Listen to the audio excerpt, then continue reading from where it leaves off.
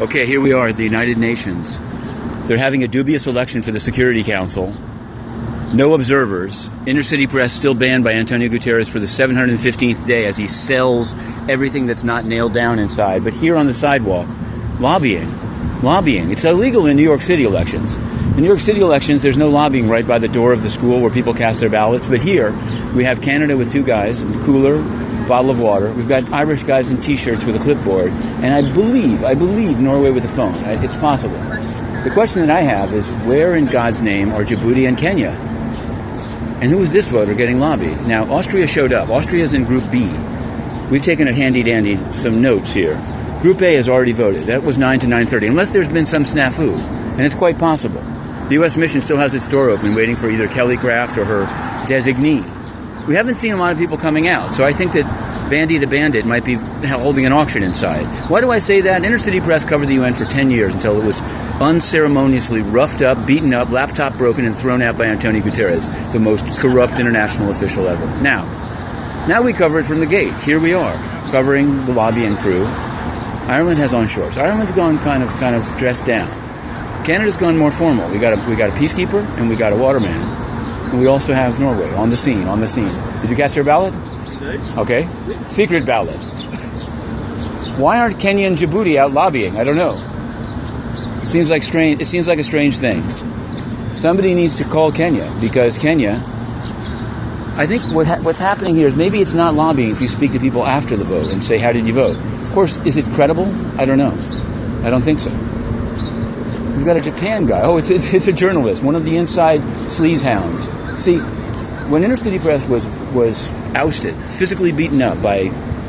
No, I wasn't beaten up, but you're not allowed to fight back. She's going in. She's got the ballot. Nobody's talking to her. Maybe that's where the scruples come in? I don't know. Through the tree.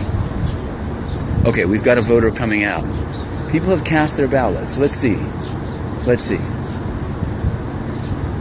Japan spends a lot of money. They wish they had a permanent seat, but they'll never get one. Here we are. Is Ireland going to say, can we count you in? Now the question is, can they have a socially distanced victory party? Wait a second. Somebody's running here. Who's this? Michael Blake. Michael Blake has got an Obama endorsement. See, that's real campaigning. This is like sneaking around with a cooler and a water bottle. I don't know. But we're here. Wait a second. We've got a guy over there trying to hobnob a voter? No, that's not how we roll. Even Japanese media is gone. We're here. See, when Antonio Guterres had inner-city press thrown out of the UN by Ronald Dobbins, literally targeted inside the GA lobby, I was covering a speech by the great man Antonio Guterres, who was saying how great things were going in Mali, what a great job the UN is doing. Travesty. There I was. And what happened? Let's do our stand-up here. Here, do you see behind me? These are the lobbyists. We've got Canada, Norway, and the Ireland guys you can't see. I'll pull out a little bit. See, through the bus stop you can see them. Anyway, we'll turn it around. Big Tony had inner-city press grabbed by the throat and his laptop broken. And none of these member states, Austria, the head of the information committee, nobody did anything. I don't know if Austria has managed to slip in through a side door. I don't know. He came with his bicycle and he was rebuffed and turned away. Maybe he took his bicycle home. Maybe he parked it down the river, down by 48th Street, and the B situation. See, inner-city press covered the UN quite well, by the way, for 10 years. Only Antonio Guterres couldn't take the heat. He couldn't take the heat, and he turned his sleazy Gestapo guard force to just physically beat up. All this talk about police reform, these are the guys who are absolutely unreformed, because it's not about qualified immunity. It's about total immunity. It's about they brought cholera to Haiti and killed 10,000 people. Nothing happened. Not one guy, 10,000 people. Well, okay, what's happening today at the U.S. mission? You can see the picture of Kelly Craft. Let's zero in. Kelly Craft, through the door. There she is. Is this guy a voter? I think he might be. No one can quite tell. He gets to the corner, and he takes the turn. This is a man with a ballot. He's got the ballot. Oh, man, the ballot or the bullet. This is the United Nations. We've got a Canadian guy in full regalia. Hang on. He's coming out. Is he stopping in for a quick water? Could be. Oh no, they looked. Wait a second. Wait a moment. Did Canada get the benefit of this bike watching situation? Now, this gentleman was the head of the information committee, and he did nothing, absolutely zero, as Intercity Press was ousted. Then he held events about freedom of the press. It's a shocking hypocrisy at the United Nations. We're playing it suave. Okay? Group B, fully masked. Let's check him out. We're socially distanced here. That's why we're Chad, Croatia. Okay, who's voting in Group B? Let's review. Now, the three European weogs are out here dueling it out on the sidewalk, such as it is. Kenya and Djibouti, they're not out here, I have to say. If I were one of the Kenyan bloggers that I know, I'd wonder about this race that they're running. But there are also time slots in which people vote. Time slot A is supposedly over.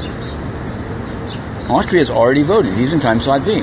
So is there some other secret entrance? Are people driving in? Maybe only some come on foot. Maybe some guys drive under the garage. Maybe that's where Kenya and Djibouti dueling it out. Underground, subterranean. So in Group B, here are the voters. Albania, Austria, who we've just seen voting. Belize, Bulgaria, Chad, Croatia, Dominica. There's a Dominica whose president lives just across the river in LIC, Long Island City. 50 more years of spirit.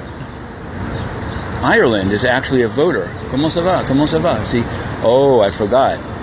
These guys, Canada has the francophone angle too. Ireland, left holding the clipboard. Norway may just be keeping track of who comes in through this door. Wait a second. Is it Albania? Yes, Albania is in Group B.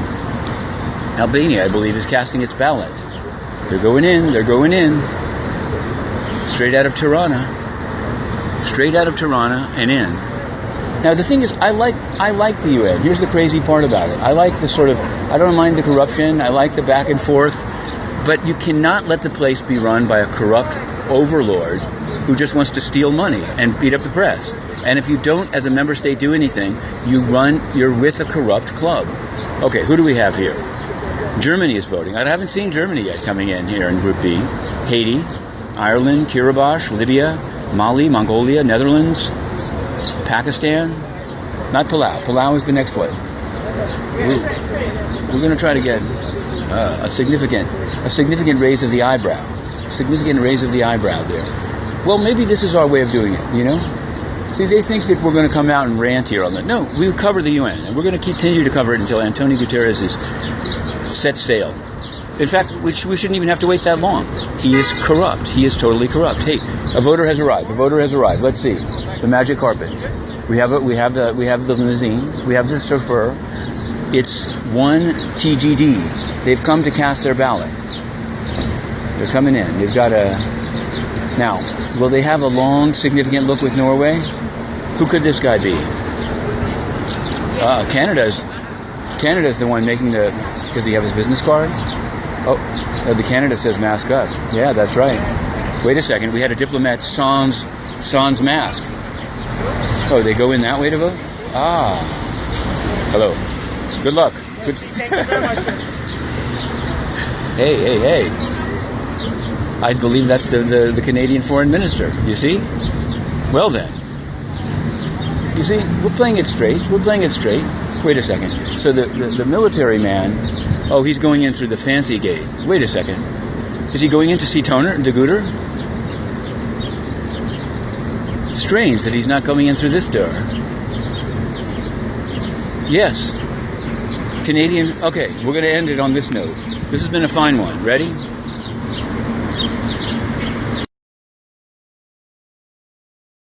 We've just minister. Yes, he has arrived here. He's arrived for his victory lap with a water bottle. To be continued. Okay, here we are. It's Wednesday, June 17th, the day of the dubious election for UN Security Council members and also of the new PGA, Bozkir the Bigot. But starting at 9 o'clock, that is to say, already begun, just down the hill at the United Nations, is the voting. But no one is allowed in. There are no observers of this election. And yesterday, the UN noon briefing went dark and they never put it back on, such that Eri Kaniko's mealy-mouthed statement about China killing Indian soldiers never appeared on video. This is the home where it all began. This is the corruption of Antonio Guterres. This is the man who lives in a $15 million mansion all alone, concealing peacekeeper rapes in Central African Republic and the DRC, banning the press that dares ask about the bribes that he's taken from the China Energy Fund Committee. And look at the silver car. Big Tony is sleeping in. You'd think he'd be down glad-handing as seats are sold for the Security Council, but he's not. Big Tony is sleeping in today, stuffing his face. Incredible, incredible. We've asked many questions. We've asked 4,000 questions since on July 3rd, 2018, Antonio Guterres had inner-city press thrown out. Wait a second, wait a moment. A guy's going in. Friend of Tony, FOP? What's happening here? Hello? He's showing his card. He's ready to go. Big Tony's getting some work done on the internal pipes. Hey, man. Check it out. Check it out. Who knew? You see, nobody knows who goes in or out of this sleaze hole. When Ban Ki-moon was Secretary General, Inner-City Press was invited here. Under Ban Ki-moon, not only banned from coverage, banned from the United Nations and its Zoom rooms. He's arriving. Some kind of special delivery, some kind of bag full of Chinese bribes. Incredible, incredible. Let's check it out. He's arrived. He showed his card. He wants to come in. What fresh madness is Guter up to? Guter's got a gentleman caller. Okay, then. We're going to be covering the situation of Mr. Bozkir the bigot, later this afternoon. But today, Group A begins 9 to 9:30. The U.S. is in it. The election? Norway, Ireland versus Canada. Only two can survive. The election? Kenya versus Djibouti. Djibouti with the OIC on its side. It's all totally corrupt, and it's the member states' fault. They've put up with a Secretary General who has the press beaten up right in front of them while they virtue signal about journalism is not a crime and Maria Ressa and Al Jazeera. It's a big fraud. The UN is corrupt. To be continued. Okay, here outside the United Nations, covering the dubious election. We're on the Kelly Craft beat. Kelly Craft is putting up new signs about COVID-19 here at the U.S. mission. A selfie is taken. A star is born. Now, let it be known, Inner-City Press was physically thrown out of the UN by Antonio Guterres, and the U.S. mission has done, as of now, nothing. Absolutely nothing. They've taken a picture in front of the signs. This has been about a 20-minute operation here. Meanwhile, let's turn back to this side of the street, to the mundane business of trying to get a Security Council seat. In the WEOG group, the Western European and other group, there are three countries, each represented here on the sidewalk. Canada, with a cooler, a water bottle, and a man in a military regalia. Norway, a man with a cell phone and some red gloves, very standoffish. Ireland, two guys together, shorts, clipboards, and they had a visitor. Now, the Canadian foreign minister drove up. Hang on, we have some other voters. This is the gap between group Slot B and Slot C. Slot C is about to begin. Those guys just voted. There they are. They cast their ballot. They're waving. No one's... Now, let's see. UN Security. These are the guys who beat the journalists up. It's true. It's true. Ronald D. Dobbins. He got the bonus for breaking Inner-City Press's computer. Antonio Guterres. He hands out bonuses for beating up journalists he doesn't like. Absolutely shocking. Nobody did anything. Not Monajul. Not Monsieur Leblanc. Okay, let's turn back to this U.S. situation. More selfies? Come on. What about diplomacy? What about Cameroon? What about genocide? There's a bodyguard. There's two selfie takers, and there's some new signs. Some new signs have gone up. Stop the spread. It's up to you. It's up to us, New York. Explain again. The election? I'm sorry, I've missed that comment. Do you want to know about the election? Okay. Hang on. I'd like to, if you want to know about the election, the Security Council, 15 countries, 5 permanent members. They are supposedly the last bastion against warfare and genocide. Of course, 5 countries have a veto, so they can't act on at least those countries' abuses. But they actually don't. The level of censorship extends beyond that. Since France has so many colonies in Africa, when the 84-year-old president of Cameroon, Paul Biya, starts slaughtering people, the council does nothing. Nothing. Absolutely zero. And Antonio Guterres, in fact, even took a golden statue to back it all up. So, Today there's an election for 5 seats. 5 countries are leaving. Germany, South Africa, some others. I believe this man's a voter. And 3 countries are running for 2 seats. Ireland, the guys in green, Canada, the military man, and Norway. Only 2 can make it. 1 will be left out. I predict Canada out for a variety of reasons. In the African one, Kenya thought that they had the endorsement of the AU and they would run unopposed. But Djibouti jumped in and they managed to get the support of the Organization of Islamic Cooperation. Now that's going to be a big problem. Some flyers are going out. Maybe the orders of the day. Kellycraft doesn't need the orders. Anyway, so that's the election. Sometime this afternoon, okay, Canada's doing the best lobbying. They got the best spot. The cooler creates the atmosphere. Now, the voting, hopefully this is responding to your question. Because of COVID-19, there are no observers. There's a secret situation inside. And the countries have been split into, I guess, 6 slots. We're going to go only the first 3 and then go downtown to the court. Is this a voter? I believe it is. The man is showing up in a white car, and he's going in to cast his ballot. Let's see. Group C, he's going in. Okay, Norway is finally pressing the flesh. We got some, these guys kicked shoes. Wait a second. The new sign's going up. Entrance closed. Wait a second. If the entrance is closed, why are people going in? Classic. This is a classic. Look. Entrance closed. Watch. Singapore? Countries had to give the names of which diplomat. Okay.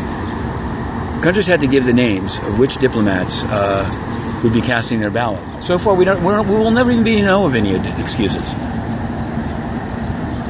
Yes, we're live here on the sidewalk for the Security Council election.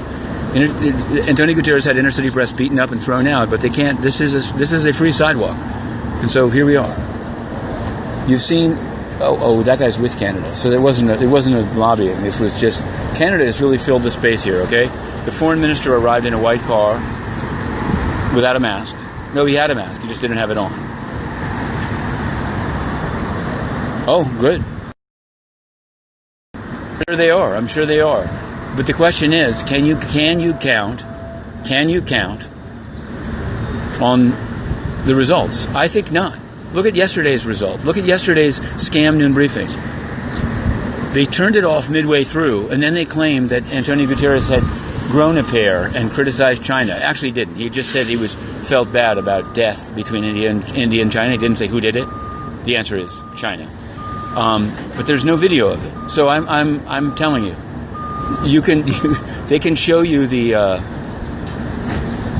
book's cover, but the inside of the book is full of corruption. Now I know this guy. This guy's Rwanda. Wait a second. Let's check him out. I'm going to put on my mask. Rwanda? Is he voting? St. Vincent? Thailand? He's going in. Wait a second. I believe this. Hang on. I'm masking up. I don't know if this guy was in Group C or what group he's in. I wonder. Anyway. No, I don't have any R's here. Maybe he's coming early for his next shot. Nobody knows.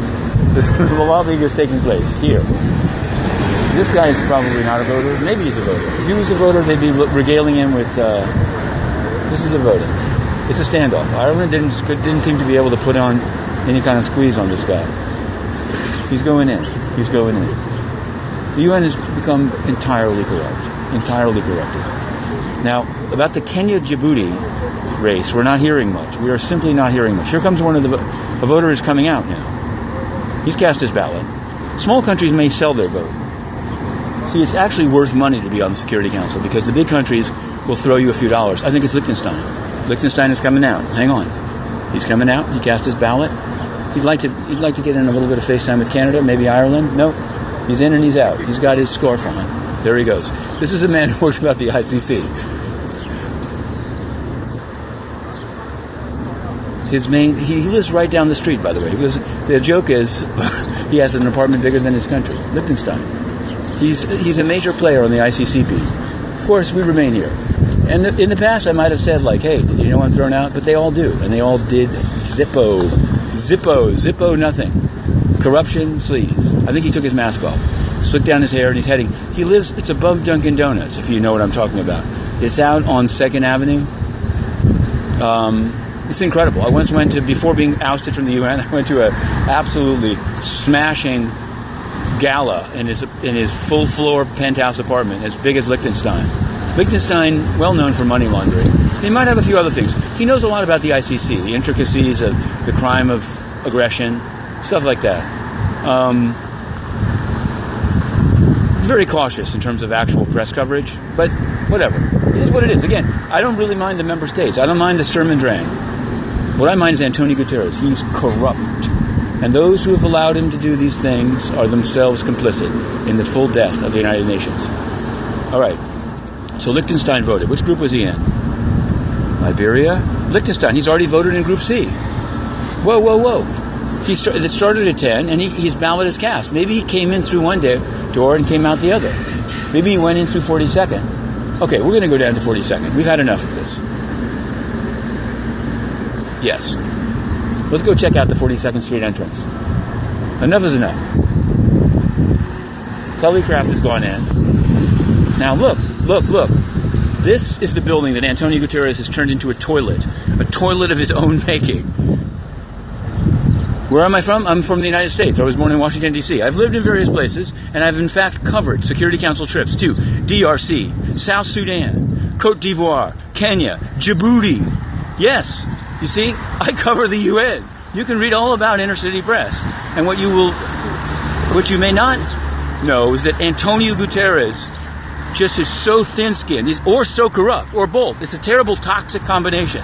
He's a man who hid his financial connections to the China Energy Fund Committee. There's a group called Gulbenkian. He was going to, I think, be the head of it if he'd lost his Security Council, the Secretary General race, which he should have lost. He's killing the United Nations. He's a killer. He's an absolute killer. Let's end here. I like this view. I'll start another one in a second. Don't worry about it. Okay, here we are. United Nations. New York's finest. They're pointing at the flags. How many countries are for sale? How many committed genocide? They get a lot of overtime during the General Assembly. Inner-city press thrown out of the UN by corrupt Antonio Guterres. Now, let's mask up and go check it out. Let's check it out. Let's see who voted for who. We're keeping track. Absolute corruption. See, there's a second lobbying. Wait a second. We've got a Royal Canadian Mountie. I'm glad we didn't stay at the delegates' gate. That would have been a huge mistake. Look at the travesty. Look at the travesty over here.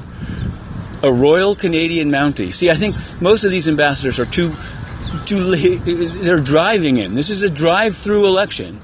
Antonio Guterres. Look. We have a Royal Canadian Mountie right out front. Ireland has a representative. Norway. Here they're being more discreet. We've got 3 guys watching the scene. The Mountie. It's pretty clear who they're lobbying for. Look at the United Nations. Look at the total corruption. Votes for sale, seats for sale in the United Nations. Your money at work. Absolute corruption. Now look through the gate. Look at all the cars. These of course are the environmental. These are the environmentalists. They drive in their huge. Guterres uses 2. He has a Mercedes and 2 full 4x4s full of armed guards, spewing smoke. Okay, they're going in. I think that might be Vietnam. Yes. No, it's not Vietnam. Who is that guy?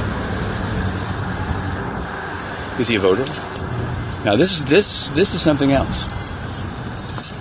This is something else. A shocking display of corruption here on 42nd Street. I think I've got to go downtown and cover the beat. I wonder if I can find a bike. I think I will. Let me bike downtown. Okay. We're going to end on this shot of the Royal Canadian Mountie. You've seen it. You've seen enough. You've seen more than enough. Let's get the Mountie involved. Mountie? There's the Copper Building. Okay. Incredible. Okay, here we are, Foley Square. We just left the UN at, I believe, 10:12, and now we're here at 10:28 by bicycle. down in Foley Square, where the protests have taken place, where racist Secretary General Antonio Guterres told his staff not to march and then hid behind step-and-fetch-it officials, that even his deputy, Amina J. Muhammad, couldn't even join. Absolutely disgusting. Anyway, we're here hopefully to pick up some cases at 10:30, do some actual news reporting about things that actually have an impact and make a difference, unlike moving the deck chairs on the Titanic. Now, as you may have seen from the last few periscopes, I don't mind covering the UN. I think it's interesting how countries lobby and tap arms and often fail at diplomacy, but whatever. What I do not appreciate is the corruption of Antonio Guterres being able to decide who can cover the UN and not. We cover it, but we can't go in and they don't answer our questions. And this involves the covering up of rapes. This involves absolute corruption by Antonio Guterres. So all I can say is that of all the criminals that I've seen since I've been covering the courthouse, of all of the criminals that I've observed, including Mr. LaRue, including Jeffrey Epstein, the worst, the absolute worst, the most corrupt, the most decrepit, the most impune is Antonio Guterres, and he should be in this MCC, if not the ICC, sooner than you know. Okay, to be continued.